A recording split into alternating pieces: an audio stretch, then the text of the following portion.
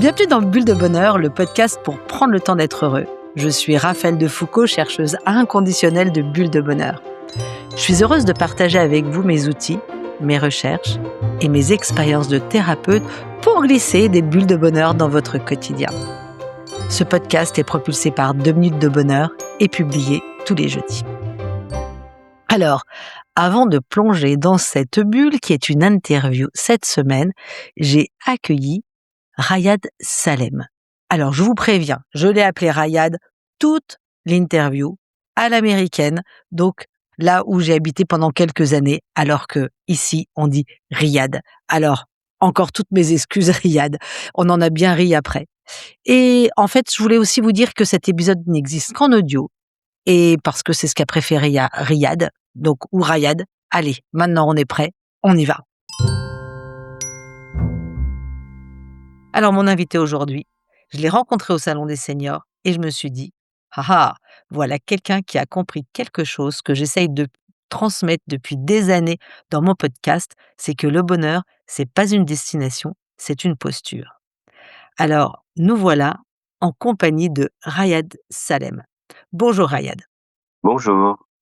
Alors, Rayad, tu es né sans jambes, sans main gauche, avec une main droite à peine formée, à cause d'un médicament, la thalidomide, que ta mère avait pris pendant sa grossesse.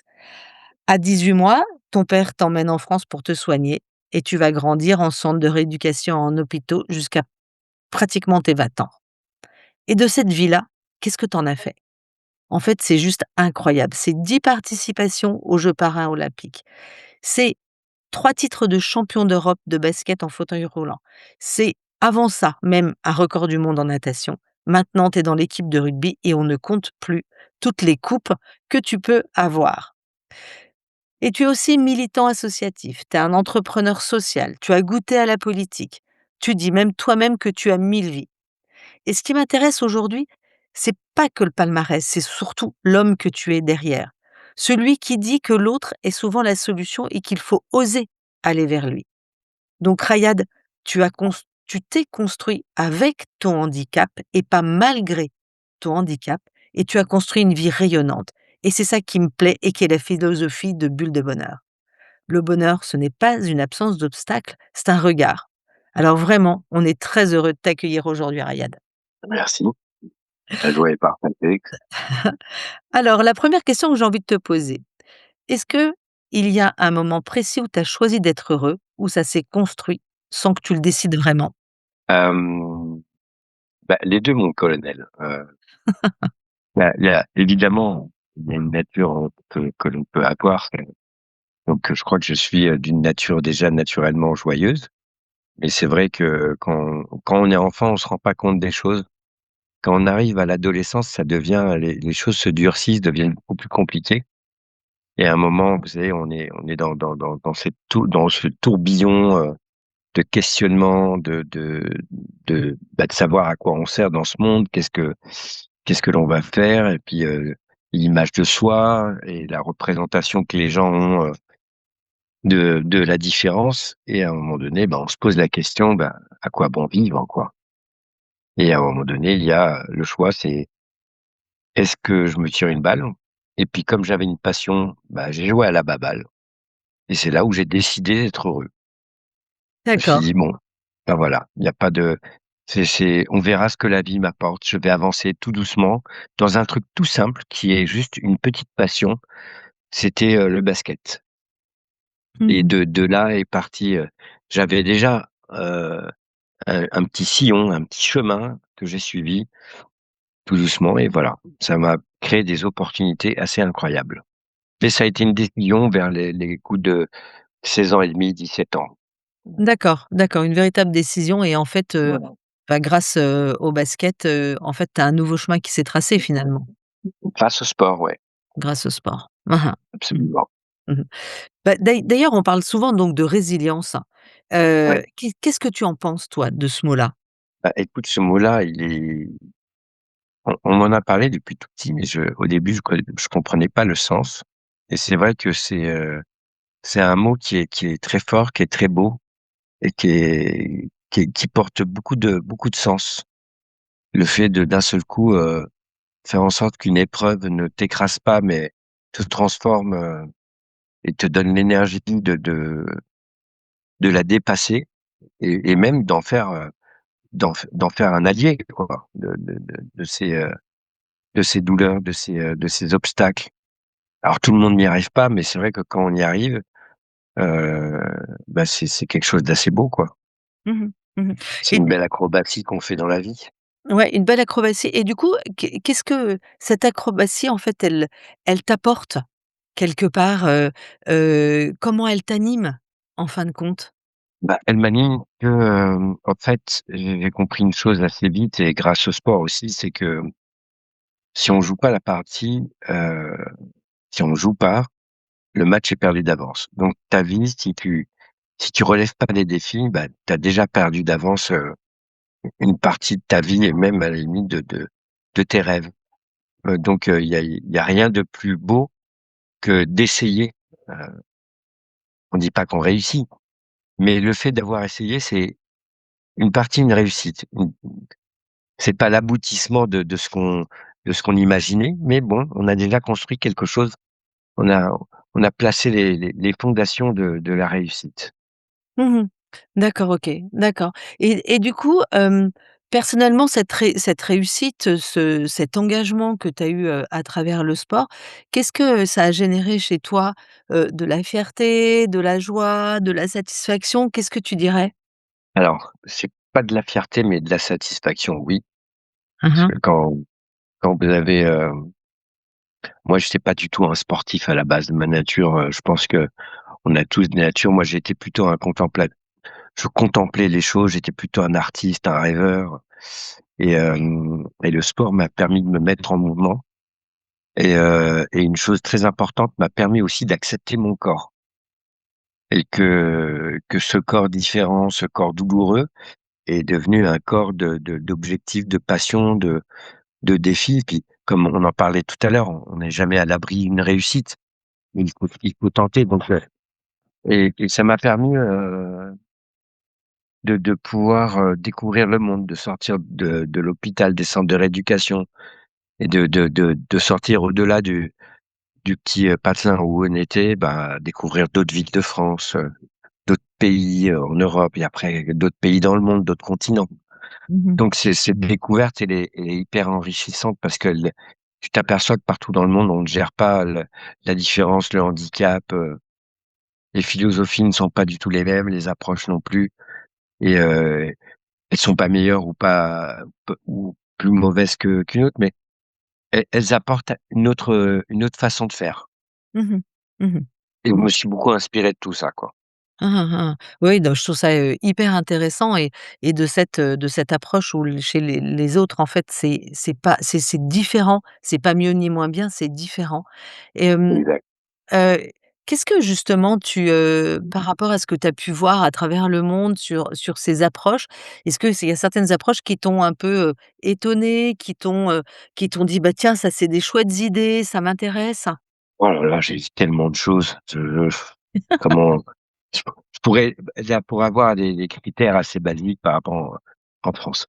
Je fais les jeux à Londres, je vais dans une banque, je rencontre l'agent qui m'accueille, le banquier qui m'accueille, est tatoué de partout, avec des piercings. Je me dis: «Mais en France, ça serait pas possible».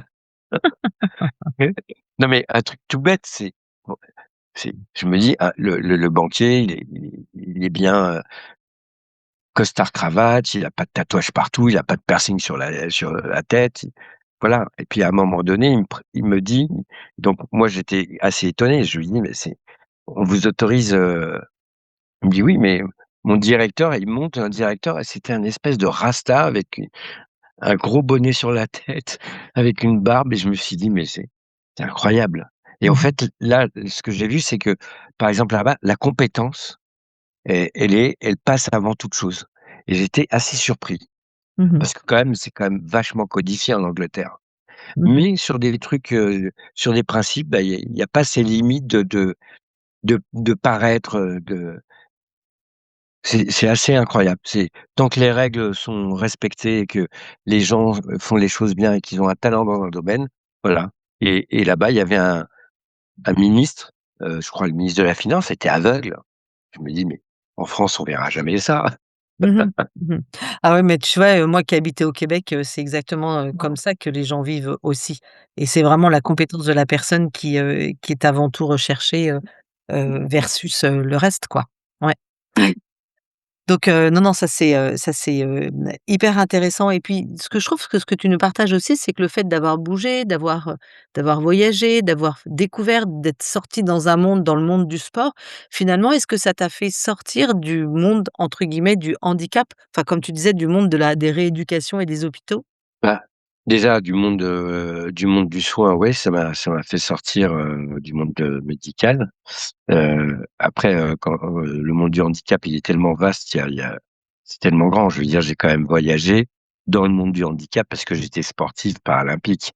Donc quand on est en équipe de France, si ça reste un peu une partie du monde du handicap. Il est différent, mais le monde du handicap est tellement vaste, quoi. C'est-à-dire, c'est le monde du handicap, c'est le monde tout simplement parce que le handicap est transversal, il va dans tous les mondes Bien sûr. et mais c'est vrai que le fait d'être, en équipe de France et d'avoir cette opportunité de rencontrer d'autres nations, d'aller dans des pays où la langue moi, mes premiers jeux, alors c'est là où, j'ai fait 6 vœux officiellement et le 7e était officieux, c'est à Barcelone quand j'ai découvert tous ces pays, tous ces drapeaux, toutes ces langues, toutes ces religions. Je pouvais pas imaginer, j'avais à peine 20 ans, et quand tu découvres tout ça, tu te dis tu te prends une claque de vie, quoi. Tu dis: Mmh. «Waouh!» En Mmh mh. fait, la diversité humaine, elle est incroyable Ouais. et tu as conscience que tu peux pas il y a pas une culture ou un pays ou une religion qui détient la vérité. Il y a tellement de vérité et les gens vivent quand même. Les gens mangent, les gens dorment, les gens font la fête. Donc je pouvais pas après, juste, rester bloqué et je me dis: «Bah, on a chacun notre identité et on peut l'offrir à l'autre». Ça veut dire notre culture, moi j'adore aller manger dans un restaurant asiatique, dans un restaurant africain, voilà et cette richesse, elle est c'est un cadeau de la vie, quoi. De Mmh de mh. de de ne pas effacer les identités de chacun, au contraire, qu'elles se complètent. Mais la seule bêtise, c'est qu'elles se fassent la vraie guerre où il y a des morts. Je préfère qu'on fasse la guerre où c'est la guerre qui amène la paix, en faisant du sport. On se tape dessus, mais personne ne meurt, quoi. À part, Ouais. les égos de certains, Mmh mh. mais pas très grave. Mmh mh. Mmh mh. Ah oui, non, tout à fait, tout à fait et ce que je trouve, magnifique, c'est qu'à travers, le sport et ce sport, du haut niveau, quelque part, tu as appris plein de choses aussi sur toi-même. Ah oui, on apprend énormément. Mmh mh. On apprend aussi, sur notre nature, et ce qui est bien, c'est que ça permet non pas de changer de nature, mais de savoir l'utiliser.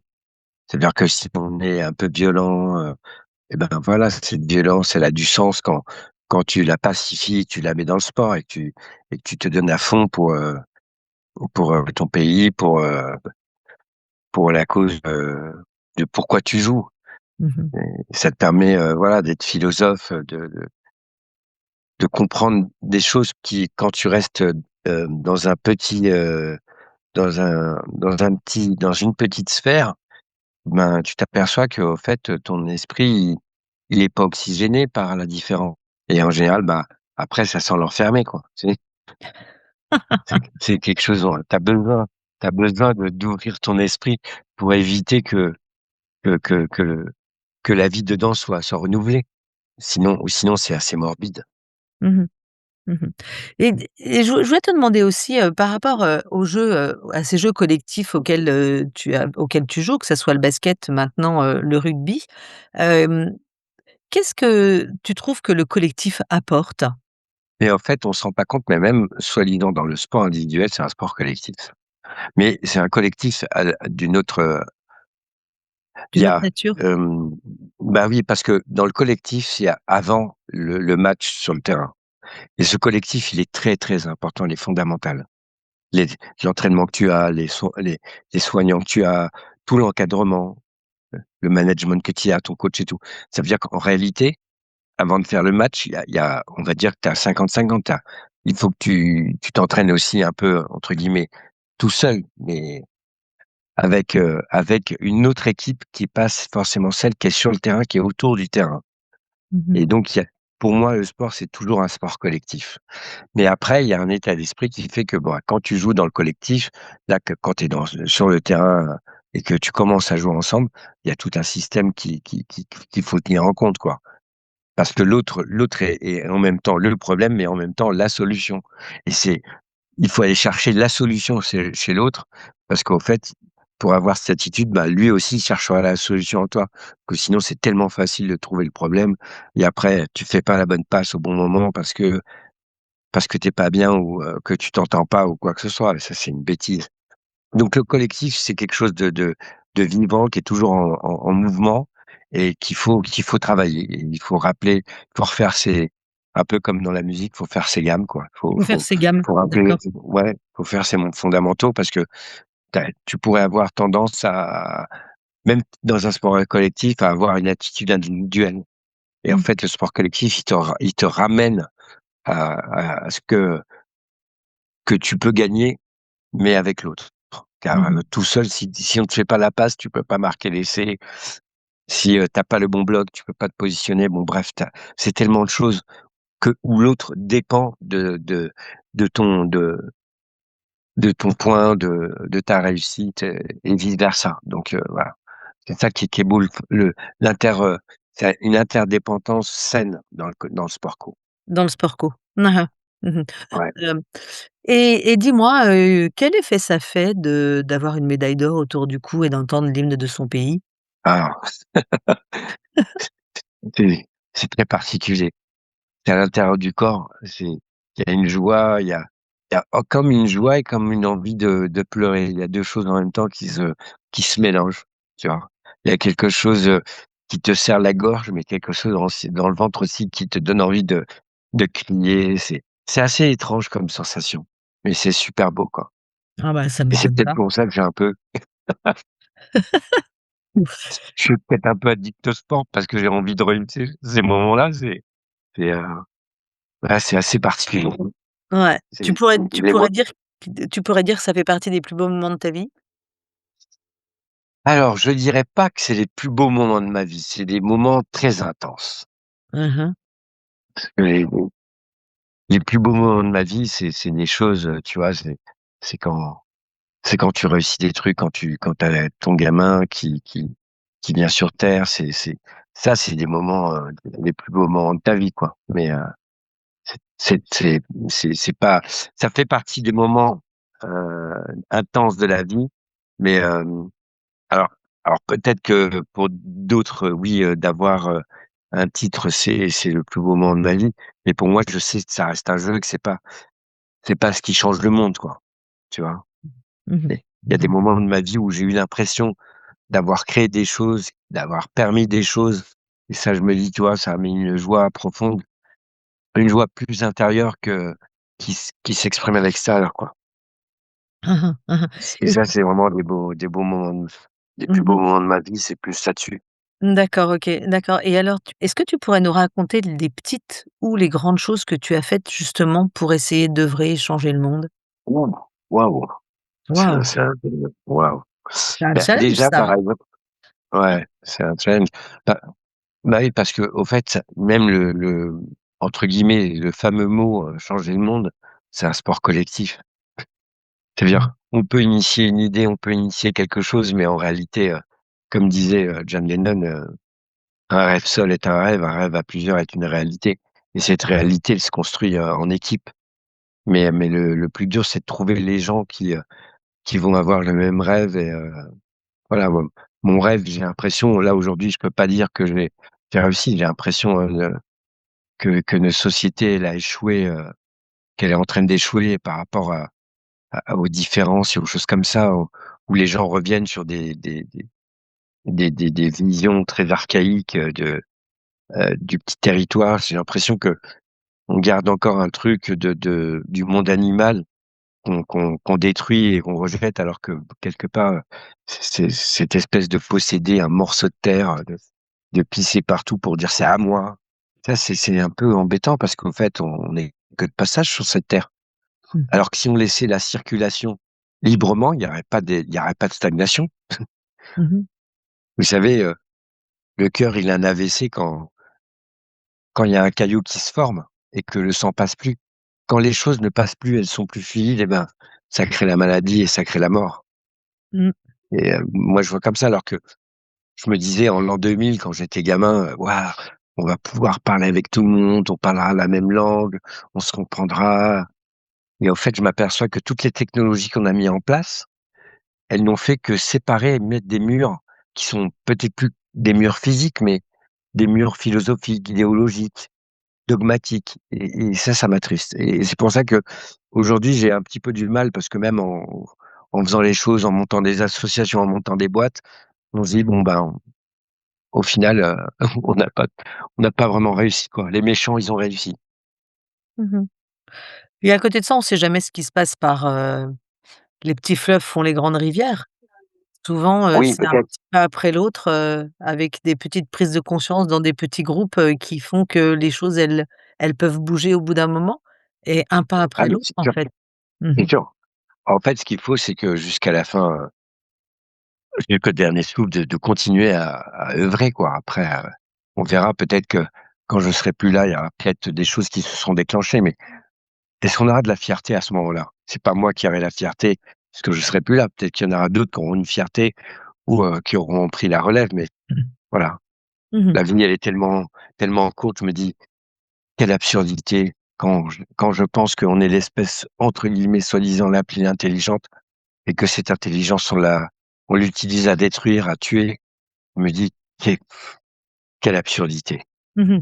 Moi, Mmh. quand je vois qu'on dépense des milliards pour faire des bombes qui, en quelques secondes, vont exploser et vont tuer des vies, au lieu de monter des écoles, des hôpitaux, de replanter des forêts, de remettre de la vie dans l'océan. On a une économie de on a une économie de la mort, c'est terrible. Mmh Pourquoi mh. on replace pas le curseur ailleurs? Mmh mh. Là, aujourd'hui, quand je vois des boîtes, le premier réflexe qu'ils ont, c'est: «Il y a un problème, bah, on vire les gens», Mmh mh. tu vois? On se Mmh. dit pas: «Bah, tiens, on va peut-être, le système est tellement mal foutu, c'est je sais pas, c'est bizarre. Je sais pas, cette intelligence tellement compliquée qui va pas, au final, comme tu dis, la bulle de qui ne crée pas ces bulles de bonheur dans le quotidien des gens. Mmh mh. Ça me voilà. Mmh mh. Alors que Ben, tout ce pouvoir, tout cet argent, je sais pas, on devrait, réfléchir à faire des fusées, ou des de pour aller, mettre de la vie dans l'univers. Mais là, on détruit la source même de la vie qui est sur terre et c'est mmh quand mh. même bizarre. Mmh mh. Bon, Mmh mh. alors si les gens se sentent très intelligents, j'avoue que j'applaudirais pas avec un moignon, hein, Mmh mh. Mmh mh.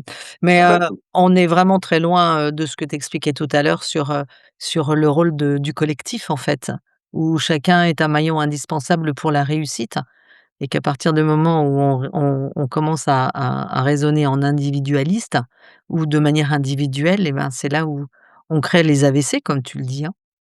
ouais, Mmh mh. ouais, Mmh. ouais. Vous avez essayé de l'humanité.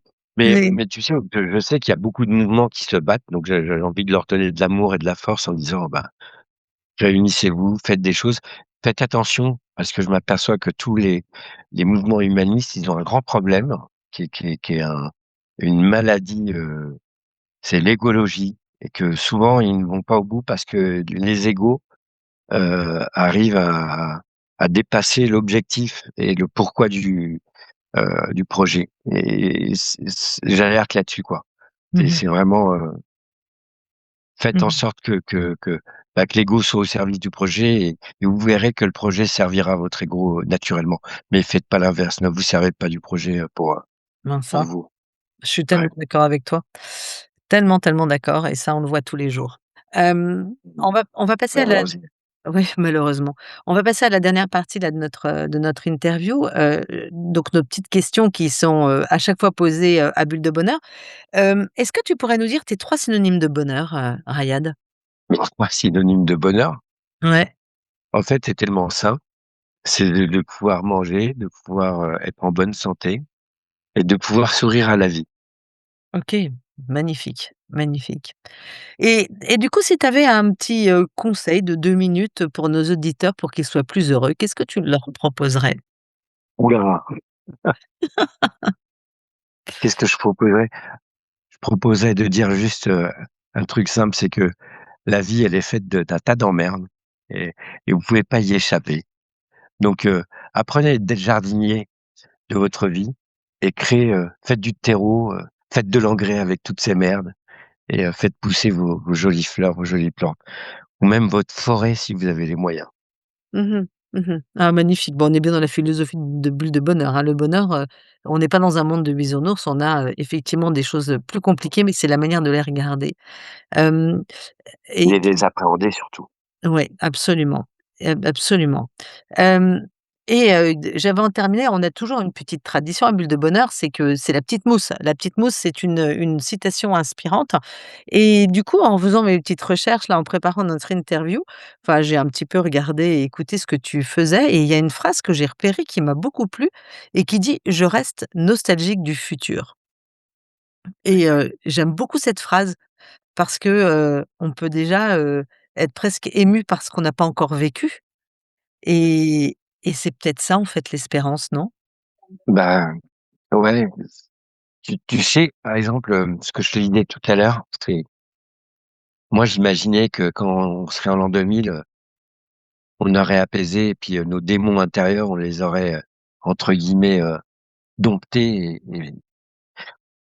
et beh, c'est pour ça que je dis que je suis nostalgique du futur. J'aurais tellement aimé qu'on n'ait plus besoin de passeport et qu'on Mmh. aide et qu'à un moment donné, au-delà de nos croyances, au-delà de nos cultures, on arrive à avoir une culture universelle, une culture, humaine, mais qui englobe aussi la nature et malheureusement, elle est pas là et je dis: «Je suis nostalgique du futur». Ce que je veux, si tu m'autorises, je veux rendre, un hommage à un homme qui a été un peu mon frère, mon père, mon mentor, qui s'appelle Georges Morin, qui est décédé là cette semaine Ah là, et oui. qui est un homme extraordinaire qui a le même handicap que moi et Mmh. qui a sauté sur une mine en Algérie et lui, il fait partie de ces hommes qui m'ont inspiré, qui m'ont remis le cerveau à l'endroit parce que quand tu es jeune et adolescent, tu as envie de te battre, tu as besoin de combat, c'est normal, c'est tu te construis, heu, tu vois? Et puis, l'histoire de la colonisation, du machin, on te met des choses dans la tête où tu as l'impression que tu t'accapares des histoires qui ne sont pas les tiennes, qui sont certes l'histoire dont tu es héritier, mais ce n'est pas ton histoire. Et quand je voyais cet homme organiser des Paris-Dakar humanitaires dont j'ai pu participer et qui amenait du matériel à des des anciens combattants algériens et que ces anciens combattants l'accueillaient comme un frère dans les dans des petits villages où ils avaient pas grand-chose, mais ils égorgeaient un mouton pour lui, p comme s vraiment que c'était quelqu'un d'important et je me suis dit: «Mais attends, lui, il a fait la guerre, il a perdu une grosse partie de son corps, ses jambes, sa main. Il a exactement le même handicap que moi. Mmh. Il n'a pas de rancœur, il a que de l'amour», tu Mmh. vois? Et ben, le mot résilience, mais au-delà, le mot humaniste, c'est je me suis dit: «Waouh, c'est ce type d'homme que je veux devenir». Mmh. Mmh. Bah, ça rejoint un petit peu, l'introduction que je faisais, où tu t'es construit avec et pas malgré et comme cet homme, qui a été ton mentor, c'est magnifique, hein. C'est super beau. Mmh. C'est super beau. Écoute, merci, Rayad, hein, pour cette conversation. J'ai beaucoup apprécié, ton authenticité et ta manière de voir les choses, tellement, humaine et tellement pleine de résilience. Donc, merci beaucoup et on a de la chance à Bulle de Bonheur d'avoir pu t'interviewer. Merci. Beh, merci à vous et puis un hommage à mon ami Georges. Ouais, Bien, absolument, parfait. absolument. Oui, Cœur sur vous les amis. OK, c'est super. Merci beaucoup, Rayad. Merci. Merci à vous pour votre écoute. Si cet épisode vous a touché, mettez 5 étoiles sur Apple Podcast ou Spotify, laissez un commentaire et partagez ce podcast à vos amis pour leur envoyer des bulles de bonheur. Pour recevoir les prochains épisodes, inscrivez-vous à la newsletter sur 2minutesdebonheur.com. Retrouvez-nous aussi sur Facebook et Instagram en cherchant 2 minutes de bonheur et désormais en vidéo sur notre chaîne YouTube qui s'appelle 2 minutes de bonheur. Alors, Bulle de bonheur est propulsée par 2 minutes de bonheur, des outils pour créer du lien et prendre le temps d'être heureux. Alors à très vite pour notre prochaine bulle.